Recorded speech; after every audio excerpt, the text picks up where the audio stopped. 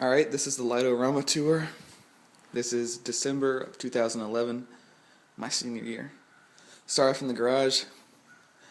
First plug goes all the way over here to the computer. This is where it runs the entire show. You program everything on the computer, and then the computer will log on each night and play the show. Here's the monitor. The computer I got for free was going in the trash, but it still works. You don't need anything powerful. You could even use your normal computer because it just runs in the background. But I have this one changed so that if the power ever goes out, as soon as the power goes back on, it trips a circuit inside of it and reboots the computer. So if I'm not here or something, the computer will always turn itself back on. And that was an easy thing to do with the circuit board. Then here, coming out of it, this was $130. This is the whole house FM transmitter. I have it taped to the window there, and you can see I have the big antenna running all the way up the window. And that's broadcasting on 94.5. That's just an unused channel around here that I got the best reception on. And that's so people in the street can listen to the music that's being played out of the computer. The most important thing that comes out of the computer here is this little USB cable here, which runs to this. This is the serial inverter. So the USB stuff from the computer that's telling the circuit board when to turn lights on and off goes into this Ethernet cord and then out the window.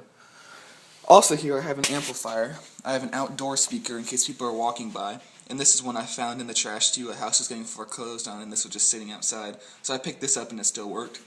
And I had an outdoor speaker from an older unit that I spliced there and ran that cord out the window. So the two cords out the window are the speaker and the Ethernet cord going to the thing. And what this computer does is the software just turns on every night at 5:30. You can set a schedule, and then the sequences I programmed to the music, it plays them back, and it'll send through that connection wire there. Channel 1 turn on right now, Channel 2 turn on for 2 seconds and then fade. And the computer can turn them on, off, fade off, strobe, or like another setting called twinkle where it just flashes weirdly. But those are the things that I can do. And again, it doesn't need to be a powerful computer. This one is a 1999 running Windows XP, and it's fine. Now let's go outside.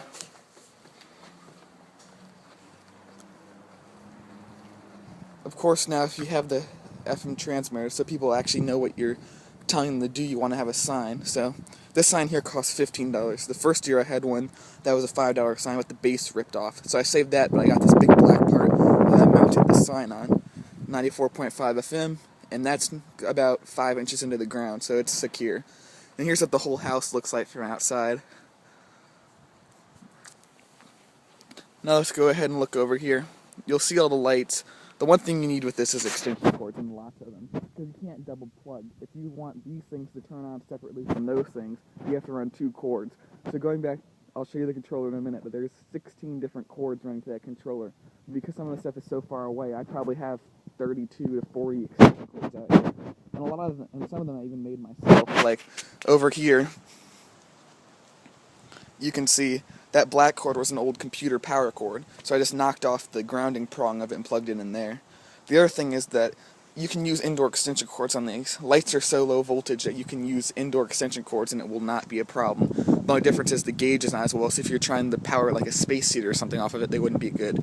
But for outside, they're fine. So you can see here I have all these globe lights wrapped around. That's a channel. These things are another channel. All of these lights here are connected to this one here.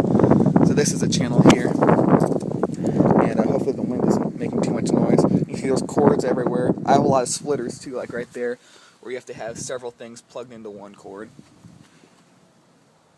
The other thing you want to make sure of is watching your power thing. So when I'm plugging them in, I have the box turned on so every channel's on. So once I plug them all in, you can sort of see how much you can get away with. For me, I'm at the max. I'm on a 20 amp outlet out here. The box can draw 30 amps, but I'm on a 20 amp outlet. So I have both sides of the box plugged into the one outlet.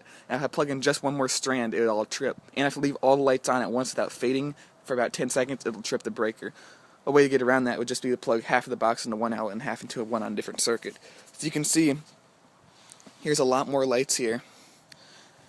Here, the stars, you can see, like I said, everything has an extension cord. There's the one going up to the star, and there's the one going all the way up to the wreath up there. These two are on the same channel, so you can stack, you can have multiple things on one. You just have to have enough cords. So there's an extension cord going to this wreath, a splitter there to split it into 2 prongs, and then another cord running, that white cord running all the way over here to plug into this one. So whenever that one turns on, that's channel 4, but all these will turn on there. Same with these. These are on one channel, and so are those. Now over here you can see the outdoor speaker.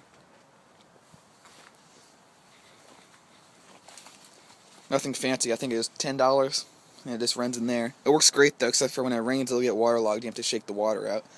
And here's some more. You can see all the cords here in the ground.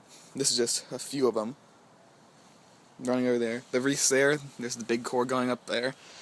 And the good thing is on the software though, you can program in what you want it to show you. So I programmed in, I have a wreath here, a wreath there, the star there, that up there, and when you're programming it, it'll play it back. So there's really a lot of lights out here. These bushes right here that I'm showing you, just the bottom bushes probably have 20 strands on them, and I do that just to get a lot of light.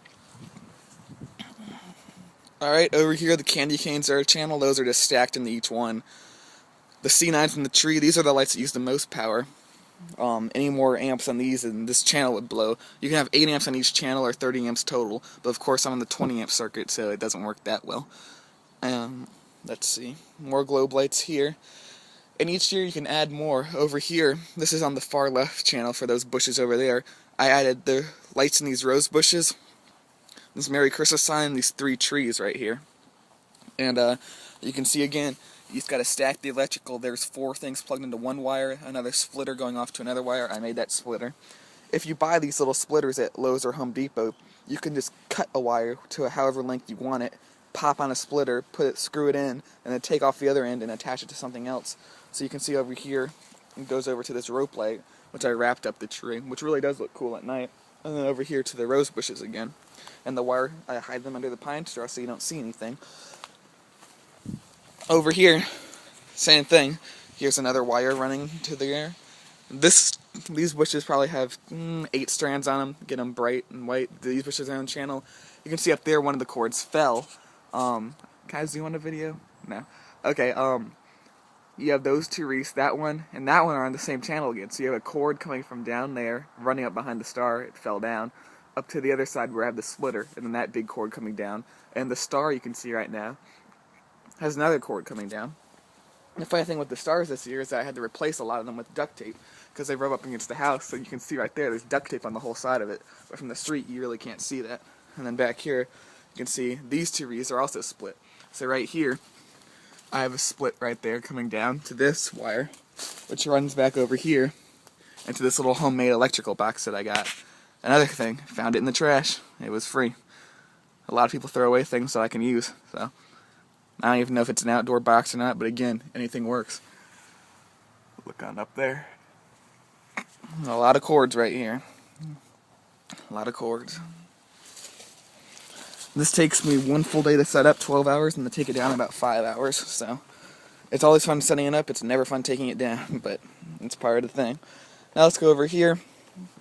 Here I have my right bush and my present. These presents are LED. LEDs now work with Rama. Before they did not. They used to not be able to fade, but they did a software update, and now LED stuff works fine. You can see those are LED, and those penguins and stuff over there are LED.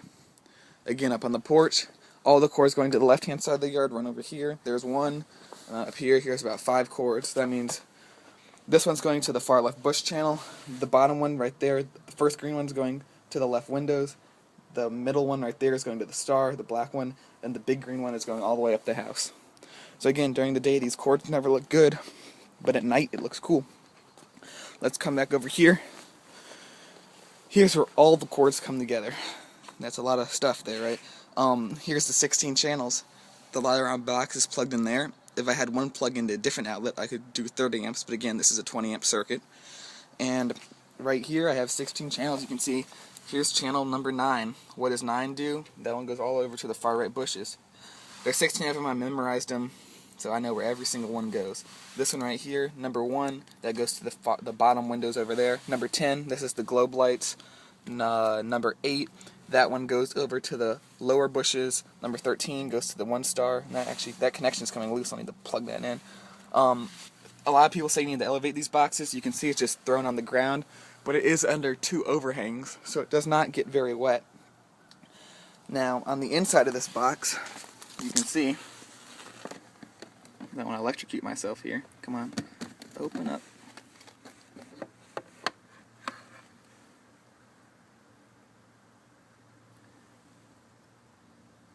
That's what it looks like. I'm not sure why it's blinking right now. That's kind of weird. Anyway, that's what the inside of the box looks like. And it has all the wires. Each one of those is a channel. Channel 1, 2, 3, and so on. I'm not sure what blinking means. Hopefully that's not bad. Right here is all the wires coming out, like I said before. And that's really it. So, it's actually pretty easy to figure out and do yourself. And here are my lights.